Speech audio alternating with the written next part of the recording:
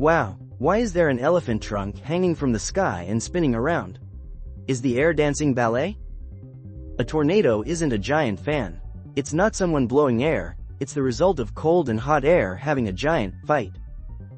When warm air from the ground rushes up and cold air from the sky pushes down, they crash and start spinning like an ice skater, forming a giant funnel cloud. The faster it spins, the stronger the suction, like a super vacuum cleaner. When it touches the ground, it pulls things in. That's nature's most powerful air swirl. Tornadoes look cool but are very dangerous.